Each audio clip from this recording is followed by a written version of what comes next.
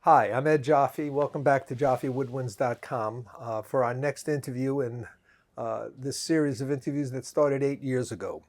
Today I'm with a gentleman who I've known for many years and have admired for many years, not only as one of the finest clarinet players in our country, but also one of the finest teachers, clinicians, and certainly world-class soloists and chamber musician.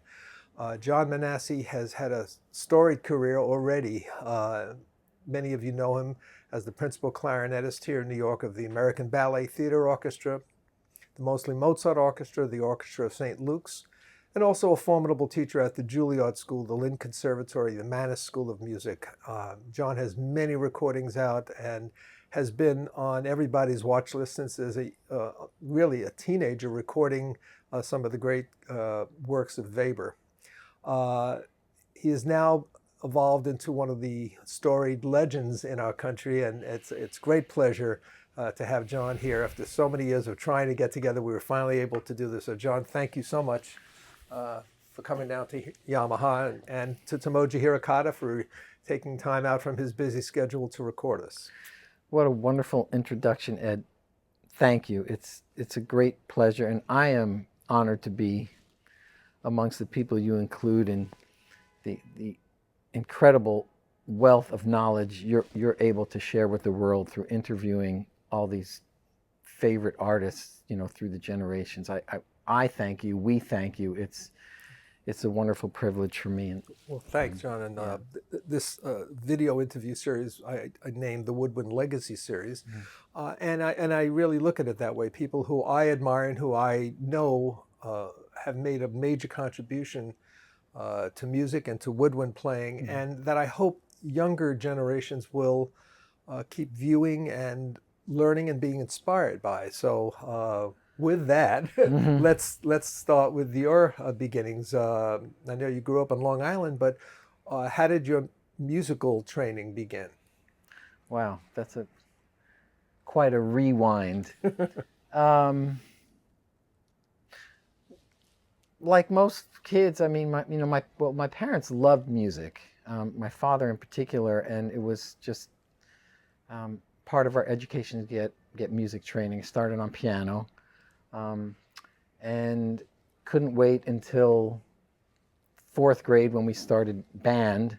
I should say quite candidly, I actually hated the clarinet. Well, the clarinet is a love-hate relationship anyway. That's a fact, but I didn't, up until I never heard it sound or played in a way that really excited me. It was the alto saxophone that really thrilled me. And when I was 9, that was it. I couldn't wait to play In the Mood on the alto saxophone. That was my dream. That was it. And so I started there, but my father being such a great music lover of all kinds, there was music playing in my house every moment I can remember, and a lot of it classical, symphonic. And I was like, wow, that's so great. I'd hear Beethoven symphony. He says, well, if you want to play in an orchestra, there's no saxophone section. You gotta play the clarinet. I was like, oh, well. I picked up the clarinet. My brother played the clarinet. It wasn't until my father took me into New York City to, you remember Ponte Music? Of course. Of course. West 46th And Street. I was at Ponte's as a 10-year-old boy or so, like a kid in a candy store. And he left me there for about 2 hours. And I was trying saxophones. I was watching people come and go, trying different equipment. And after all this time, my father finally picked me up, and Mr. Ponte apparently took my father to the back of the store and had a little consultation with him.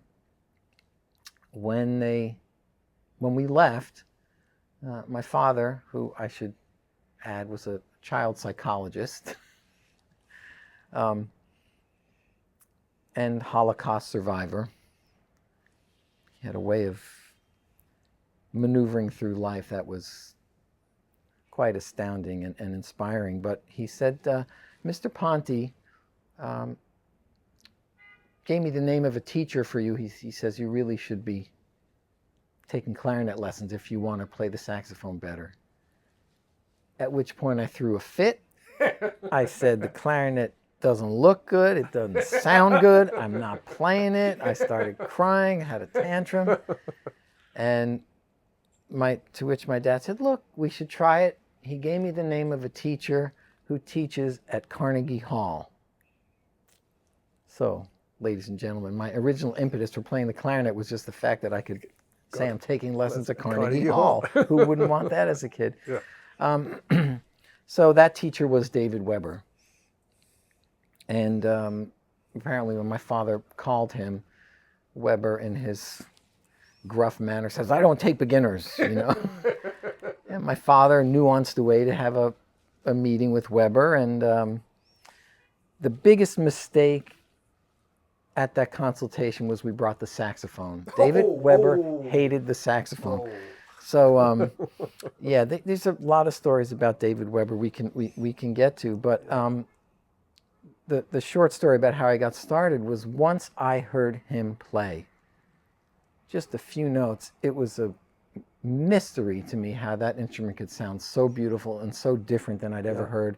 And it was from that moment, and because of David Weber's interest in me, that I'm sitting with Ed Joffe today, and everything just unfolded as it was. Sure. And it should be noted, David Weber may not be as well known to the national or international group of people. Certainly, clarinetists of a certain era would all know Dave Weber, but he played in the NBC Symphony, he played in the Met Opera. He was renowned for having the most beautiful sound in New York and the closest to Ralph McLean.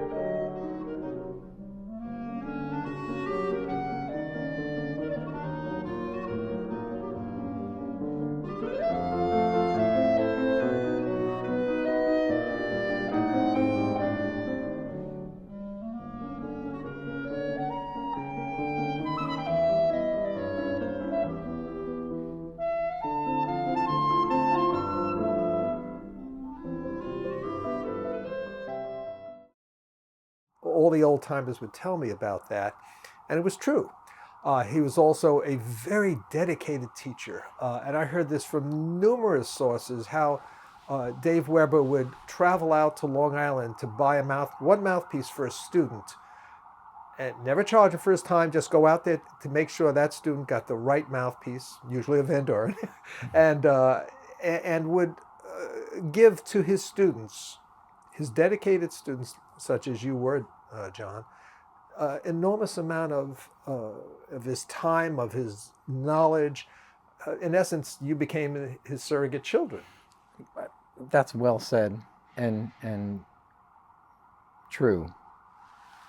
Having someone in your life to believe in you and do for you on that level was no doubt one of the things that truly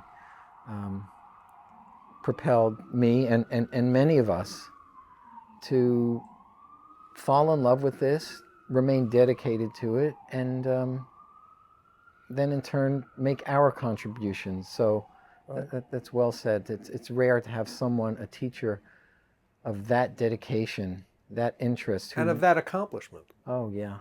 Yeah. To Yes. put themselves out Mhm. for any one student. Mhm. Yet, and I heard this not only for people as talented as you were, John, but he would do this for all of his students. That's right. And I heard this from numerous sources over the years. Mhm. And yes, he could be gruff and he could be difficult to deal with, but when it came to his students and talking about clarinet, Mhm. and especially the clarinet playing that he loved, oh my gosh, it was an education. Shall we talk about David Weber now? There's a lot to share there. So but when did you decide? Now you began Mhm. studying it at what would say for a woodwind player was a young age, but a good age to start. Yeah. But when did you decide that you wanted to really focus on clarinet as your career? I think it was after that first lesson. Oh, really? I'm not kidding. It was 11 years old, and that was it. Maybe I should share. My wife always says I should tell these stories or else they'll just go away. But my first lesson with David Weber, I was so terrified. I should add that it was about 2 years before I could make any vocal utterances. I was so intimidated by him. Sure. And my father would come to the lessons and sit there. But at the very first lesson, I passed out. Oh my goodness. I would do whatever he said, and he had me stand up. He was having me try to play double lip, and he was saying, hold this note out, keep holding it. That's it, keep holding it. Boom. Fell over. Oh my goodness. Put me on a little day bed that he had there and gave me some water, put me back in the chair, and he said, you okay? I nodded my head. He says, good. Take it from line 2. And it was just like, that was it. It was Not backing off. no backing off. It was very old school, dogmatic, structured, and this deep old school concept of clarinet playing that he embodied, revered, and taught. And if you loved it, you were in the right place. If you didn't, you got to go somewhere else. Right. So I did love it and tried to adhere to everything that he was offering me. And at what point in time?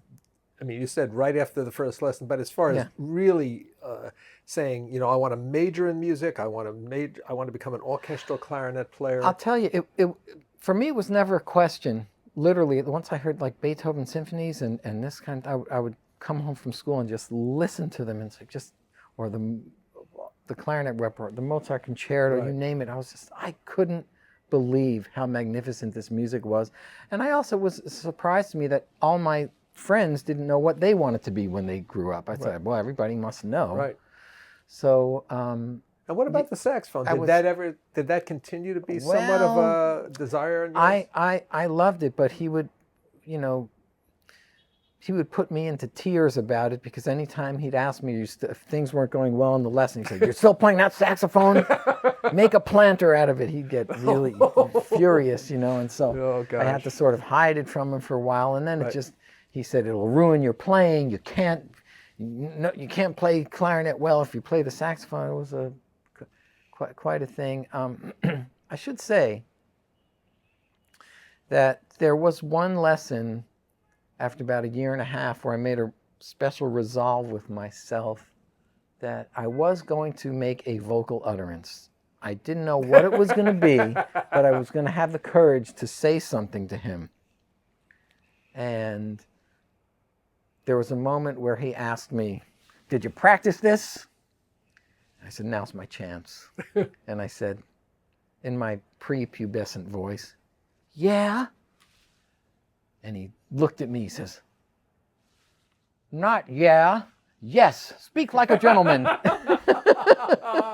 Oh, that's perfect. So it was another half year before I could say anything. And then the next one was no. Right. But let me just interject. I met Dave Weber at times over the years when I was at Juilliard and later on. But in the 1990s, I was studying with one of my mentors, Ron Rubin of the Philly Orchestra. And Ron and Dave, for a period of years, every time the Philly Orchestra would come to New York, they'd get together at Dave's favorite French restaurant down on West 55th, off between 5th and 6th. And I was invited to one of those meetings, and even at the dinner table, of course, he came dressed in a suit and tie. Very dapper. And always. Very formal, and the waiters didn't even give him a menu. They knew what he wanted, the whole bit.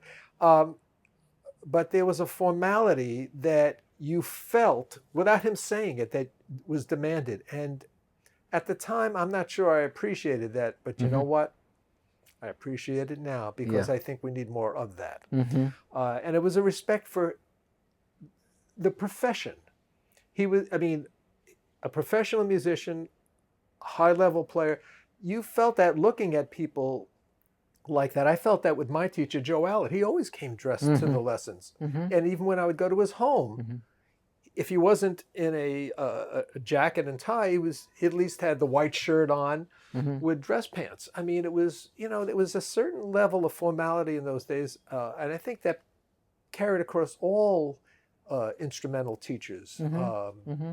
That I think maybe we're missing a little of today. I think that's good, because it sets, if not on a conscious level, on an unconscious level, a sense of this is important, this is to be respected, much like walking into a medical office with doctors, and you know, you automatically give the respect by saying doctor such and such, and they're dressed in a certain appropriate manner, and I think that's not a bad thing to have had. I agree. I'm also of the mind that it's wonderful to draw people in any way you can with this, and not to feel completely intimidated. Right. But you use the better word. It's respect. And cherishing this amazing gift that we're all able to share in. I mean, what better life is there than to have music around you all the time? Right. Now, Jon, you have had a rather unique career for a clarinetist. You, as I mentioned in the introduction, you're principal clarinet in a number of wonderful ensembles here in New York. You've certainly had an international career as a soloist, as a chamber musician. You've recorded on all levels. You're also a teacher at many of our fine conservatories here. So, I mean, it's really a very diverse type of career, whereas maybe someone in a major orchestra would just do that and maybe do a little teaching on the side, but you've really sort of spanned the entire spectrum of what is available for someone playing concert music on the clarinet. Just hearing you say all of that, I'm constantly reminded how lucky I am, how lucky I've been, and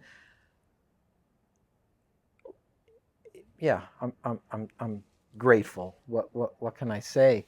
But I think what the best explanation for all of that is I just have invested my life in doing what I love, loving what I do, to the point where all of these genres, the chamber music, the solo, even playing principal in the Met Opera, have just satisfied one basic, if I could say, tenet, and that is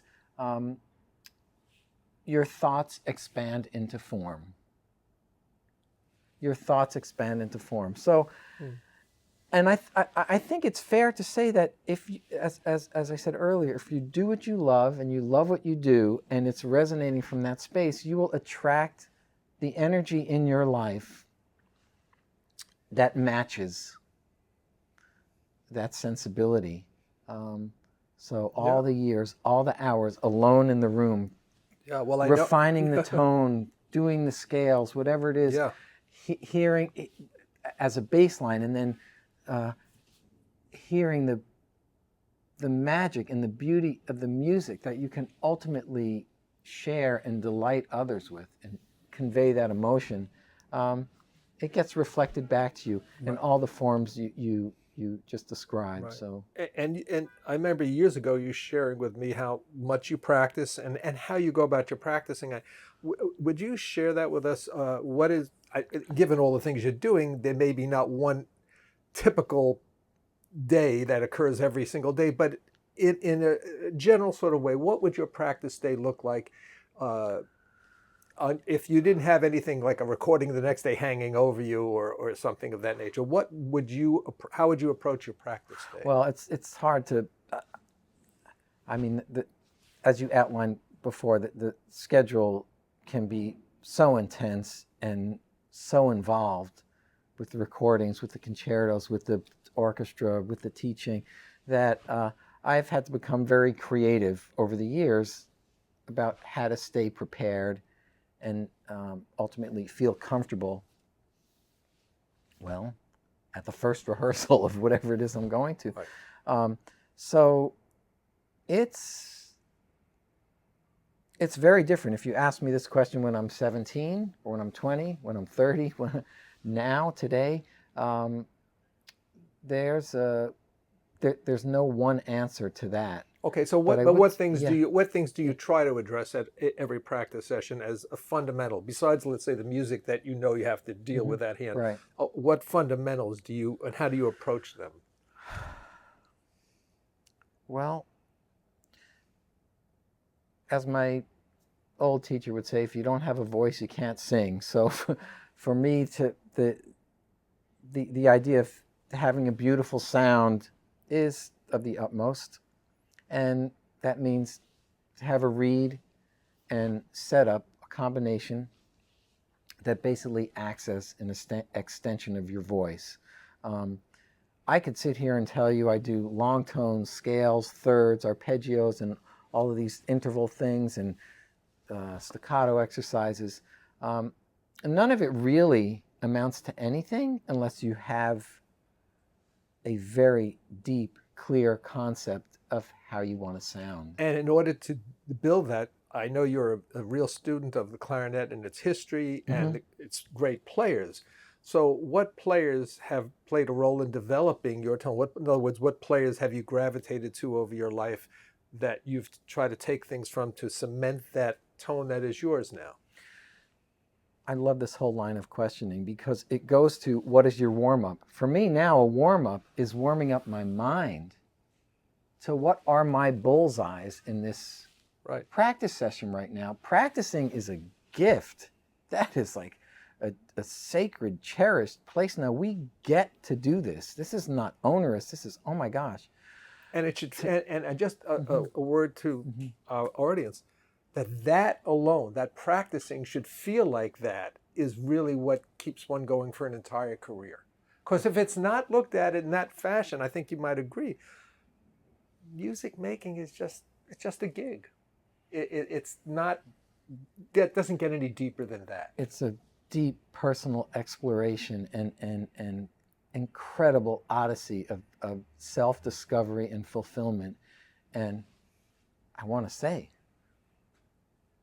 it has to be built in that there'll be moments of frustration. Those moments of frustration are a gift. Except if you're playing golf. It's not a gift in golf. Trust me. But yes, aren't those moments the key to exploration, discovery, questioning, that then lead you to either an aha moment or, guess what, maybe another way that doesn't work, which is still progress. Or I need to ask someone or go study with someone to get to that next level. So I mean, it just multiplies in a different fashion. Beautifully said. That you can either, it's just something I can keep experimenting with. Will I save myself some time by going to someone who does this well, who might be able to impart me, or I can imitate or try. All of this. So go ahead. But let's just for the audience again, let's just talk about, since you're now a very well-established teacher, very successful teacher with so many of your students gaining wonderful positions throughout this country, and some of the pedagogy that you now employ. In other words, what are some of the techniques and also some of the study books, perhaps, that or solo materials that you feel are most essential? Absolutely. So you talked about practicing, so warming up, and also the legacy, the history, the incredible performers who inspired me. Yeah, right. I forgot to get those answers for you. So let's name those before we go to the pedagogy. I mean, they're all people that David Weber introduced me to, and I found over the years it's that old school sound of a bel canto style, which is I don't know, how would you characterize it? A concentrated, mellow, ringing tone as a basis for that beauty. I also love playing. I don't improvise, folks, but I love jazz. Yeah, I love being able to sort of imitate Artie Shaw, Benny Goodman, and that stuff too. It's so there's and Eddie Daniels, because I remember you transcribing some Eddie stuff for me. But it's just fun. I would never ever. Right, but let me approach it. Yeah, I'm sorry. Let me approach it this way. I'm going to toss some names out at you and just talk about your impressions about what they offer to the clarinet community over the years. Simeon Bellison. Simeon Bellison was one of my teacher's teacher, and a mensch, apparently. Yes. But one of the icons that was someone my teacher had me listen to. Iggy Janusa was someone.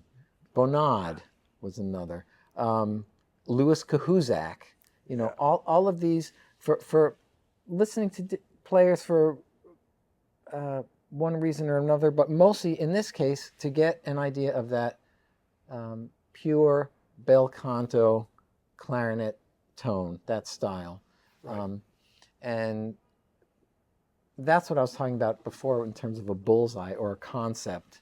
Do you ever turn on recordings of some of these artists before you're playing or in the middle of your playing practice? Perfect. Yeah, I like to say, there's 5 things that I like to tell students to keep in mind, when you're practicing. Otherwise, maybe don't go in the practice room.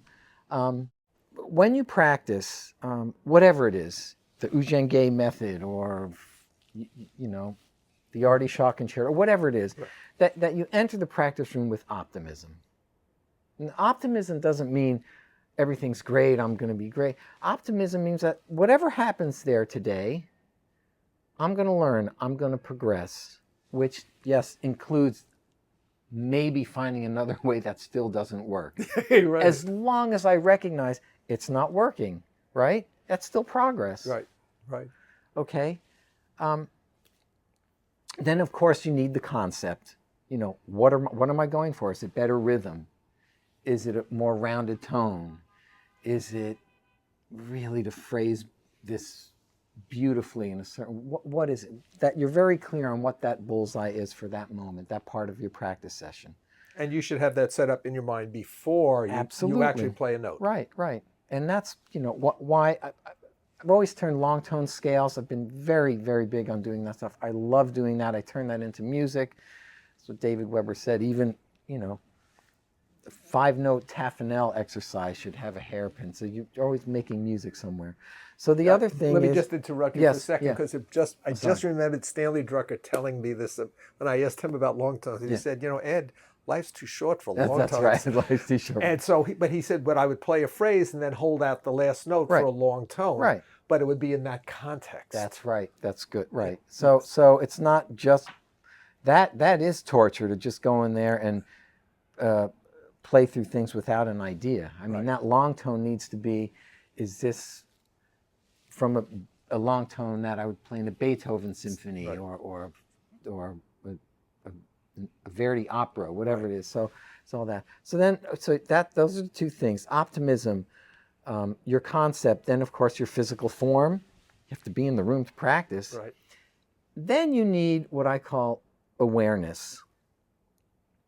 The awareness of how is that concept and my physical form, how is that coinciding? Is it far apart? Is it coming together? Do I feel delighted? Do I feel inspired? Do I feel frustrated? It's not a judgment or complimenting or insulting. I stink. Oh, I'm great. It's like, oh, that sounds good. I like that. What am I doing? Or, oh, that's really not feeling good. So finally, the other thing you need, and I think this, as we go along and years of studying, this is the most important thing that I think we need to maintain, because sometimes we get stuck in thinking, my teacher told me to do it this way, I have to do it this way, but it's still not working. And that is the component of allowing.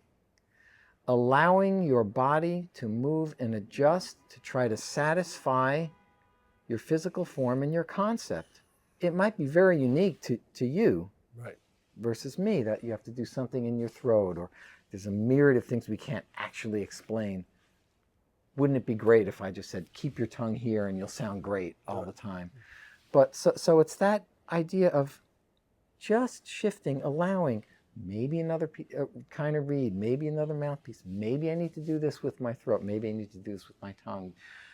So all of these things combined, I think, leads to a very successful practice session and builds confidence. Right. And having now heard a little bit about your history, spoken like the son of a psychologist. I mean, there's a great deal of psychological analysis going in there to the session, which is interesting.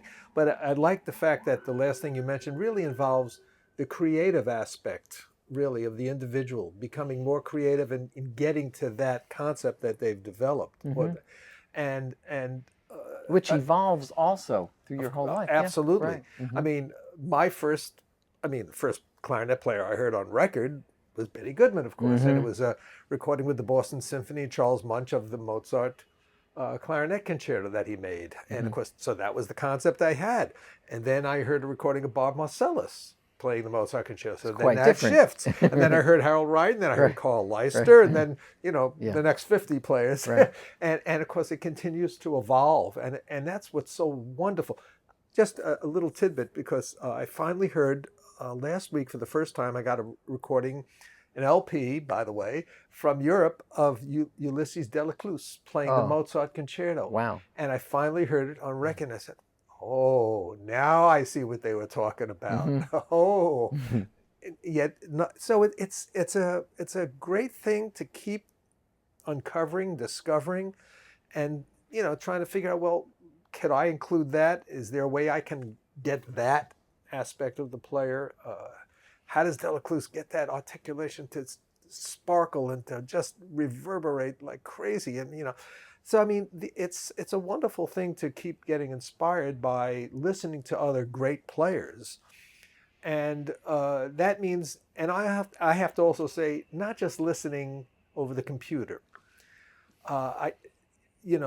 I'm sorry, it's a wonderful resource. YouTube is great to inspire, but once you found something on YouTube, maybe get the LP or get the CD if you have those players, because the resolution is different. And if it's that good over YouTube, can you imagine how great it's going to sound on a great stereo system, in whatever form it might be? But really, I think, go that extra mile. And I know you certainly have over your career done that in listening to great players and evolving a concept.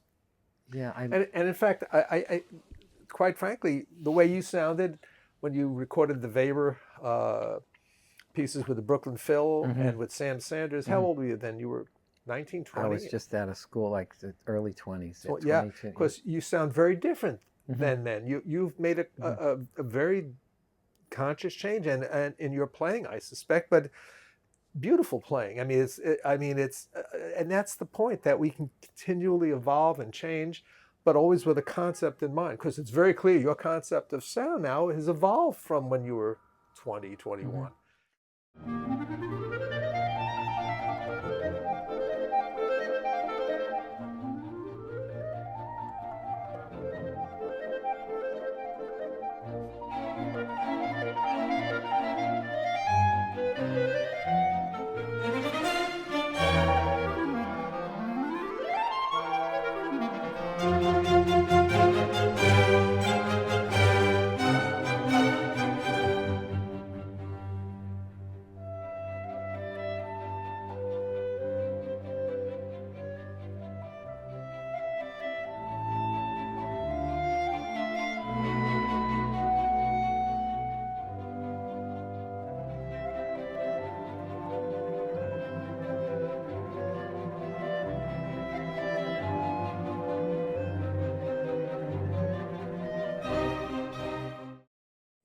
To be candid, So it's assumed that, I guess, you hear players you like and you assume that they themselves are self-satisfied at the moment. It was very, very rare early on. I was really not happy with, many of these things for different reasons. And I think it points to what you were alluding to about hearing all these other players, having something very clear in your mind and maybe not having it realized exactly as you want. But you keep striving. And I find it interesting over the years with all of these recordings, I'll have people come to me and say, "Oh, this recording of yours is my favorite." And someone else will say, "Oh, this one is my," and it would be, someone will pick something from really, really different points in my life. And I think it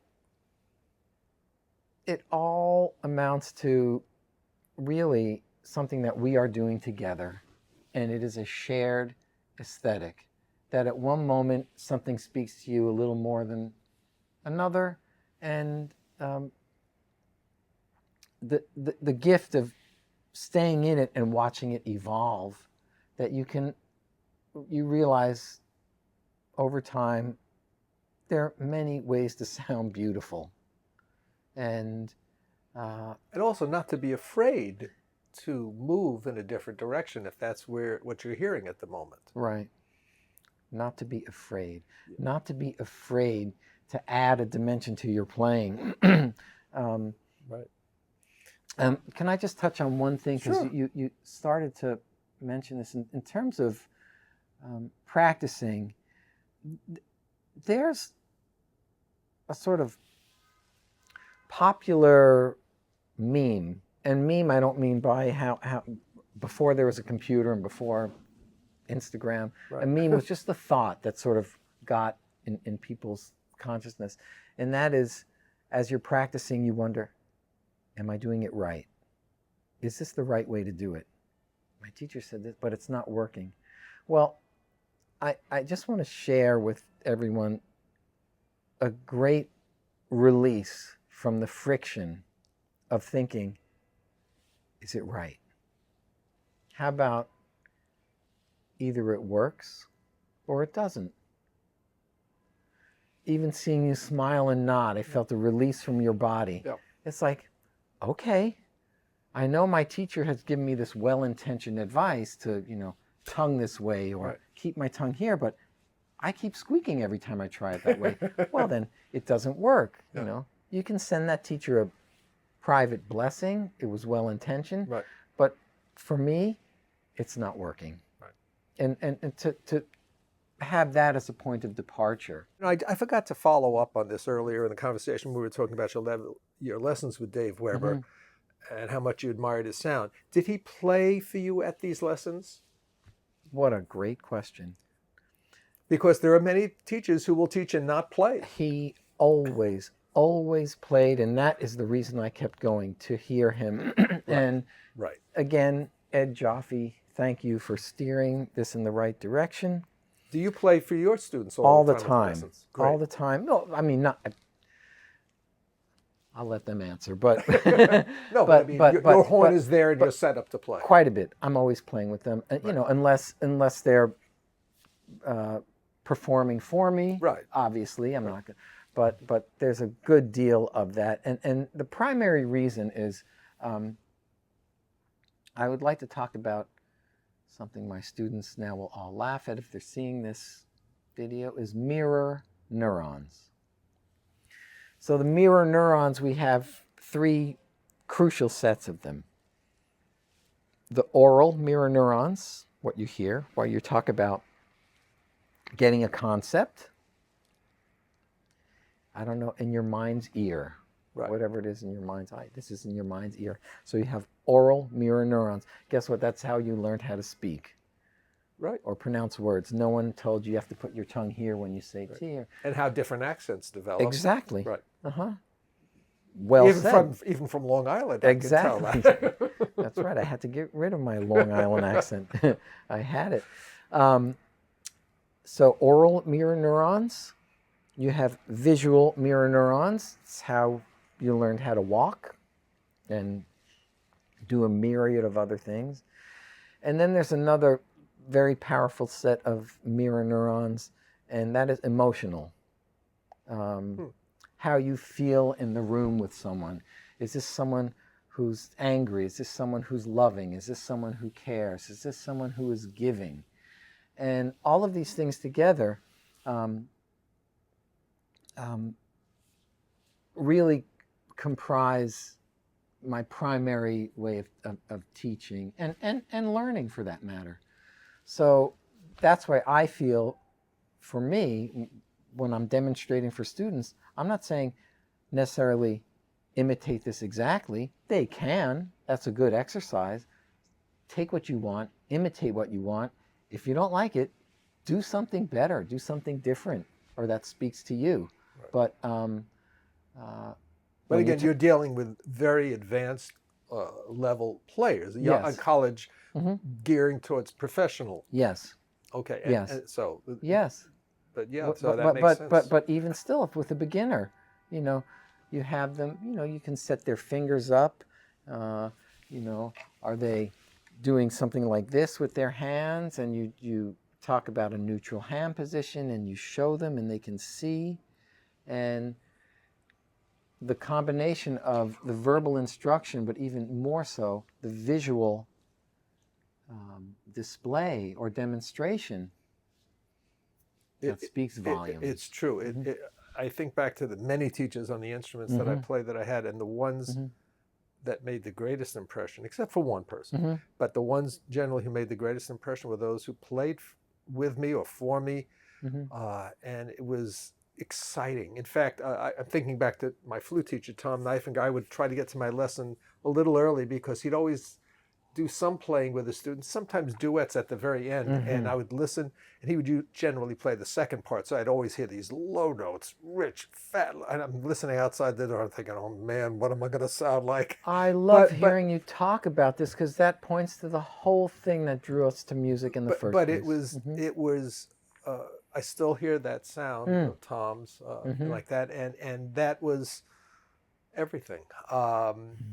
And so it's great that you do that with your students. Do you play duets with your students? I do sometimes. That's a typical French. That's a big French thing, and I think it's invaluable. Well, you mentioned going back to the Eugène Gay book, which is really, as I said, the most comprehensive. Within those, it went by key, and it was, very detailed. If nothing else, it taught you how to practice, what to listen for. It gave you an entire rubric of how to work things out technically, but interspersed with all these technical exercises are, guess what? Duets. Same thing in the classe and the Lazarus methods. And that was it's so important. Those things I remember with David Weber, those were earned. You had to do all that stuff, then you got to play the duet. Yeah. And wasn't that the most fun? And playing with your teacher. Yeah. It very interesting. Now, getting to your students, you've been teaching at not only the schools I mentioned, you taught at Eastman, you've taught for decades now. Yeah. Have you noticed a change? And you're, of course, getting very, very accomplished, young, talented players. Have you noticed any change in the type of students or the levels of students that are coming to you? It's really fascinating. You and I were talking earlier about how to obtain a recording and how difficult it was, or rare, or that initiative it might take to get that one piece of music that the guy had on the Upper West Side, and, and now it's just type, instant gratification. Boom. There it is. Yeah. There's something about what's a good word? The cherishing aspect of a piece of music or a recording that I can still see enthusiasm in the students now, but it's sort of gone in a different direction in terms of they sort of want things now, right? Well, that's the result of the internet. Yeah, Sure, yeah, no question.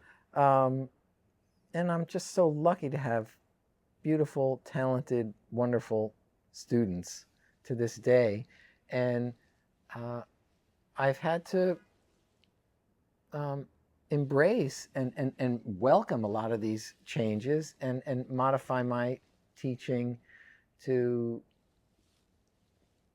serve this time period. Right. The students come with their lessons on their iPads as opposed to the sheet music. Yeah. I mean, there are a lot of wonderful things about it.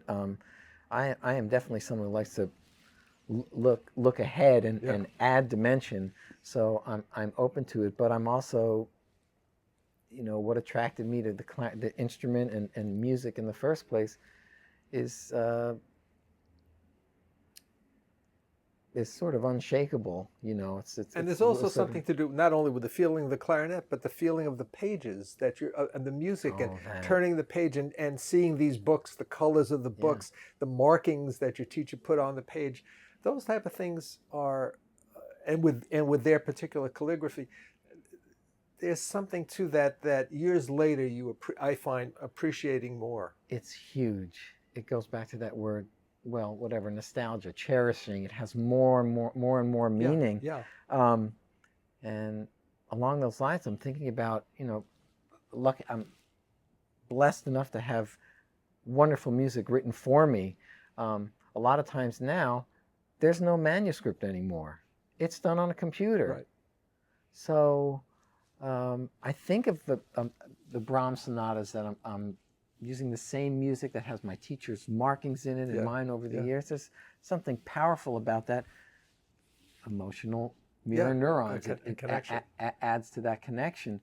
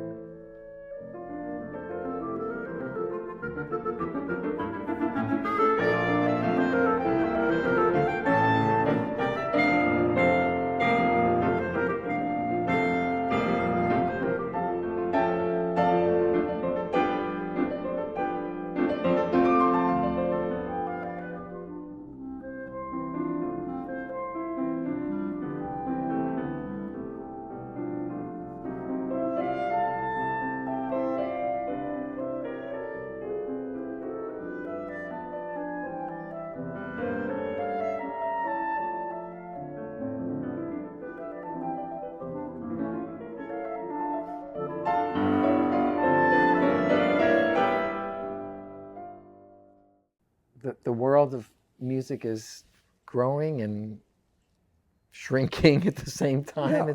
It's fascinating. Well, and in talking about the changing music industry, in some cases shrinking opportunities for employment, what do you tell your students and how do you prepare them for this changing world where, there are fewer orchestral positions available, fewer orchestras that are on solid economic footing, fewer performing opportunities for acoustical clarinet playing. So how do you address that with your students? It's interesting because I basically have been hearing this my whole career, how everything is shrinking. But yet, I heard it when I started. Yeah, but yet people are still busy. People still love music. People want it. And where you see things shrinking, there's also opportunities emerging. People still love the symphony orchestra. I'm also a director of a chamber music festival up in Massachusetts, in Cape Cod. And people still love coming to hear chamber music. What you find is, back to what I said earlier, if you're doing something that you really believe in and you really love and you're sharing it, people will feel that and will feel nourished by it, inspired by it, delighted by it. So I'm thinking about what's available now that was not available when you and I were younger, and that is the internet. I have students who have tens of thousands of following of young beginner clarinet students. She decides to do a TikTok page, and all of a sudden she's inspiring tens of thousands of people. We couldn't do that, you know. So, but and that's true. yeah. But I'm talking about putting money in the pocket to put food on the table, to have a career for 40 years. Right. That's getting to the nth degree of all the studies and going to conservatories, some of which are free, some of which charge an arm and a leg. Right. But what do you tell these students? Because not everyone, not even most of them, are going to get those type of full-time gigs that are going to give them a 40-year career. Do you approach that? It's a great question, because every student is not going to get in a symphony orchestra, and even if that is your only goal, you know, it's not the highest paid right, and it's no guarantee the orchestra is going to survive for 20, 30 years. Right. So I always like to make it that whatever you are doing at a given time, recording a movie soundtrack, playing a Broadway show, playing in a symphony, playing at the Met Opera, doing a chamber music festival, that should be viewed as one of many things that you will be blessed enough to do, and not to think of a singular vocational goal. Right. That if you love music, there's a lot out there for you to partake of and to share. And I really think that through sharing your performances, sharing your knowledge, and just being enthusiastic and in love with what you do, you'll attract employment, you will attract opportunities in some unique ways that you may not even have imagined. You imagine everything that came into your life as a performer? It's amazing. Yeah, it's impossible to see it that clearly. Yeah. Right. And things have changed in our industry dramatically, but and in the world. So it's true. But I know that was never broached throughout all the years of schooling. Never broached about how are you going to use this training or what gigs are out there. It was just studying the instrument, studying music, and somehow you were going to survive. Well, I think you again point to something really significant, that studying music gives you a broad perspective, and believe it or not, a deeper, how should I say, other industries prize musicians. No a lot of people applying for medical school look for my daughter's. She calls herself a retired violinist. She's now in pre-med, and they look for musicians. A lot of I have a former student who plays principal in Central City Opera in Denver, and she also runs a giant tea company. And she said that nothing scares her about running this company compared to what it was like to walk on stage and play Nielsen Concerto. She can deal with all these. Sure. I don't say it lightly. And I shared with you earlier what my wife's neurosurgeon taught us, which is quite significant, that studying a musical instrument, this is his quote, is the height of brain delicacy in terms of sensory input and motor response, that what it does for your brain, whether you go into music or not, makes you smarter. Yeah. Inspires and promotes connections in the brain like nothing else on the planet. Yeah. The level of multitasking is beyond anything else, and it's great for your brain. And you know, I have a number of friends who are doctors, and they have obviously many friends who are doctors, and almost to a T, every one of them is in love with music, and a good number of them are really high-level players. Yes. And music lovers.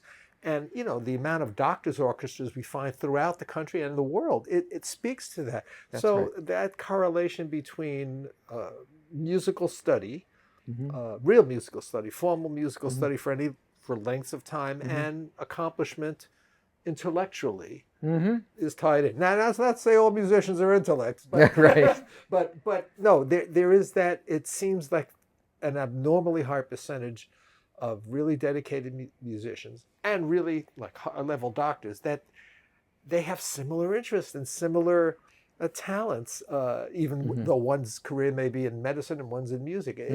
I have found it very interesting, and I think there's a great deal of truth to that, John. And besides, you know, you point out, yes, I've also been lucky to have students who are successful and occupy great positions in orchestras around the country.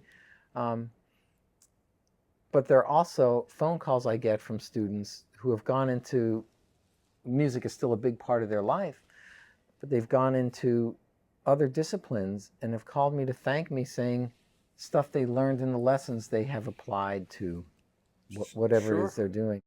You referenced how important equipment is. Now, we're here at Yamaha today, and over the last year and a half, you have, as I have actually, switched from being a lifetime buffet player to now playing a Yamaha clarinet. And would you like to talk a little bit about this, the beast that's in front of us? Listen, anything we can do in our lives, life is short, right? If you find a piece of equipment that makes your life easier and more enjoyable, please use it. We have a lot of options now. Yes. One thing that my teacher always said, which was sort of tongue-in-cheek and funny, he said, you know, in our quest to want to sound great or match the idea in our head, he said, you can sell a clarinet player anything. Yeah, that's true for every instrument, I believe. Yeah, it's really quite something. But if you have a really clear idea of what you want, and you have a lot of experience along the way of what your body feels like, what your emotion is attenuated to while you're playing, when you try a piece of equipment that suddenly lights you up and makes you feel better, and you add to that the reaction of all the people around you who have known you your whole life and hear you play it, and they might not know that you switched anything, but they say, man, it sounds so beautiful. How do you keep getting better, you know? Or, you know, wow, it sounds like you, but easier and more comfortable or more pure. Right. So for me, this instrument has offered that, and I know it is offering that to a lot of other people now too. We are very lucky to have. I can't speak about this instrument without speaking about Tomoji Hirakata, who has been a lifeline for not just clarinet players, but all woodwind players, saxophone, flute, around the world. But we really owe it to him to, piece by piece, brick by brick, with his deep sensitivity to all of us over the years, coming into him, who played all different brands of instruments, to really be mindful and receptive to our wishes, to our desires, to our concerns, to our difficulties, and trying to come up with ways to satisfy these concerns. And even the most trivial concerns. Seemingly trivial. Yes. But can be enough to just brick by brick, piece by piece, come up with this magnificent instrument that delights us all. Yeah. And so And we're not just saying it because Timoji's here in the room, but No, it's a reality. everyone who has dealt Mm-hmm. with Timoji, who's been a Mm-hmm. friend of mine from the Mm-hmm. almost the first year he Mm-hmm. came to this country, and that's what we should all strive for in finding a repairman, not just someone who'll just shove it in and Mm-hmm. shove it out, pay them and they leave, but someone who really does care about the end result, about the quality of their work, and also the response of the customer, Right. and learning from them. Mm-hmm. And we're very lucky here in New York, Mm-hmm. certainly. And Mm-hmm.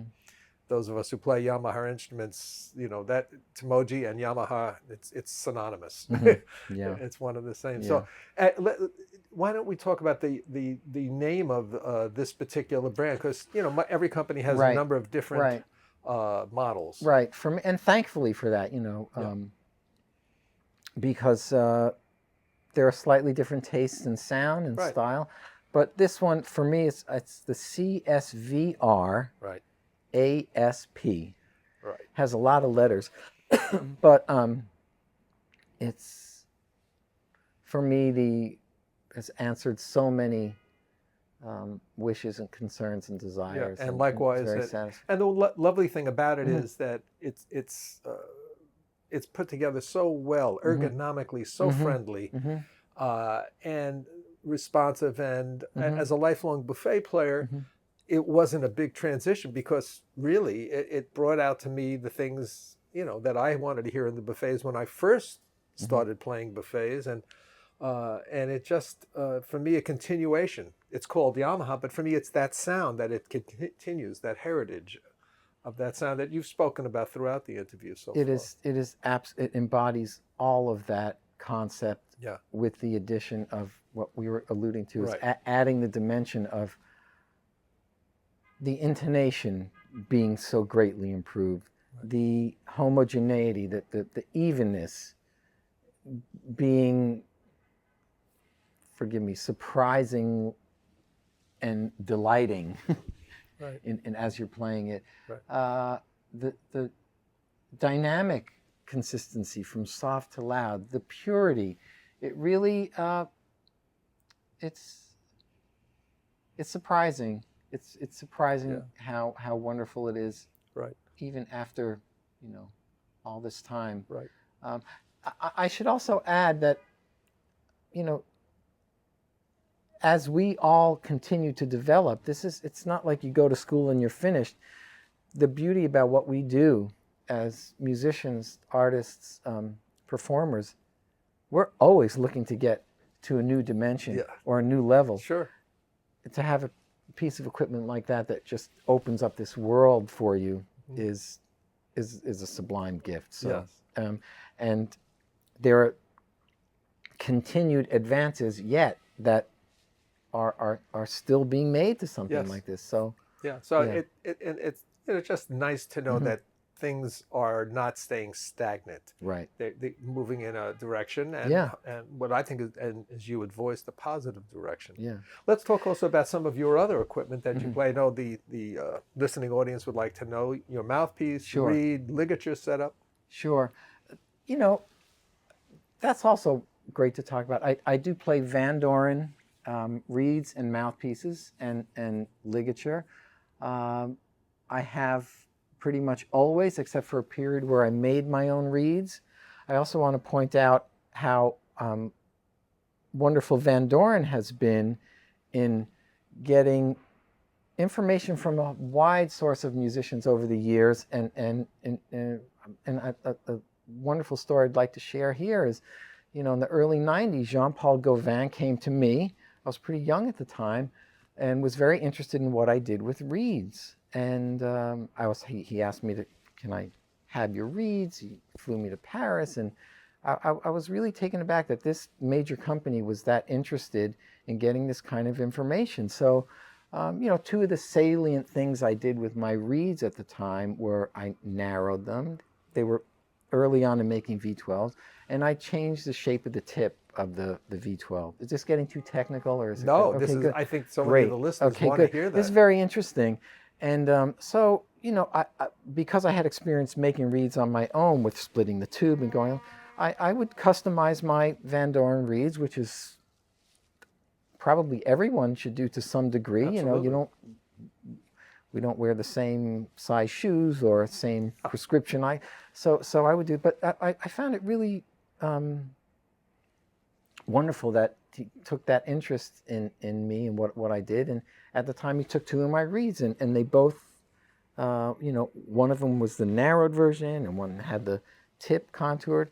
And then lo and behold, they felt it was a good enough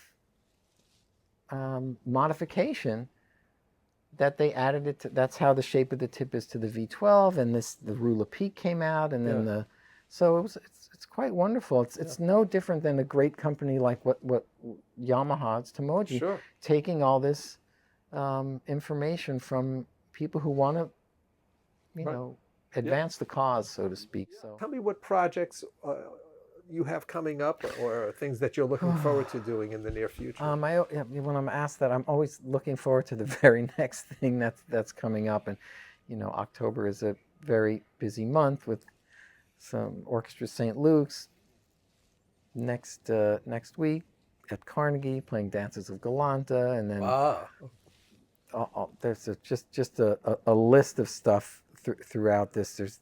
Everything is sort of compressed here with ABT coming up. Then there's a Holocaust Memorial concert where I'm playing Quartet for the End of Time, and this is all sort of happening at the same time. So you have to be to be able to do all these varied musics with different groups. You have to be quite disciplined yourself to really zone in for each performance, I would imagine, and that also takes a great deal of the many hours that are available in a day. It's a lot of hours, and you, again, back to practicing, you come up with a lot of creative ways to prepare. You can't physically be blowing through the instrument all of those hours, and what's more, you realize you don't need to be blowing through the instrument for all those hours.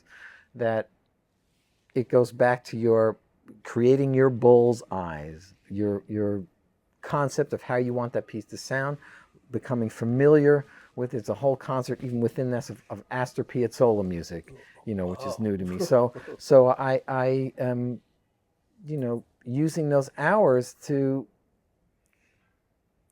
enthusiastically, but sometimes frenetically, getting this music organized in my mind so that when I show up, I can enjoy this and share it and delight others. But yes, there are moments where I call them bottlenecks in the season where you really have a lot to prepare. This is sort of one of those times. Yeah, I imagine. So, let's wrap this up in two questions that I always like to ask interviewees, especially people of your level. If you had to, let's say, name your favorite on an island disc, okay? You're going on vacation to an island. What are your favorite recordings? Let's say a half a dozen recordings you might take right off the top of your head. Have to be half a dozen. Whatever, as many as you want, or as few as you want. But what comes to mind right away is things you would take with you to listen to. Great pianist, great violinist, great jazz musicians, great symphonic repertoire.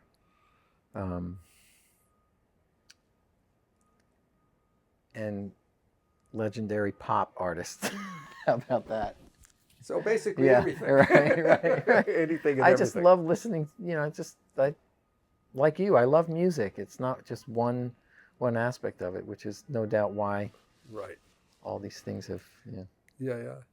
And I guess the final question, Jon, is what do you foresee in clarinet playing for the future with regard to orchestral or just Western European classical music? How do you see the clarinet evolving over this next several decades? Because it certainly has evolved. The sound that people now anticipate or expect to hear from the clarinet is very different than that which we heard in the 60s and 70s growing up. Do you foresee any changes? Can you make that sort of... You're talking about changes to the physical instrument itself, or just how it's sounding? To the sounding of the clarinet. Well, one of the things I love, and this actually is, of course, is perpetuated and propelled by the internet, where all these what were considered extended techniques at the time for us are now becoming just commonplace. Like, oh yeah, you should be able to double tongue and circular breathe. But back in the day, we were taught, oh, if you try to do that, it'll ruin your playing. So we had to sort of rewind our thinking and say, oh, no, let's try this and figure out a way. So I just see it emerging more and more beautifully with our bodies being freer, our minds being freer, and having great clarinet companies, clarinet makers, clarinet equipment makers, sort of partner in this quest. Yeah. And think like, this might be possible, right? Yeah. Mm-hmm. Yeah. Well stated, John. Well, thank you very much. Thank you so John. much. It was great, man. So great to be here. Yeah, it was lovely having you, and I hope others will now look into your music making, which we will feature in little pictures of John's CDs and in the accompanying text to the video. And we look forward to more recordings and more performances, John, and best of luck. And, keep doing what you're doing, and, we're all the better for it, man. Thank you, Ed. Thank you so much. You bet. Thanks, everyone. Thank you.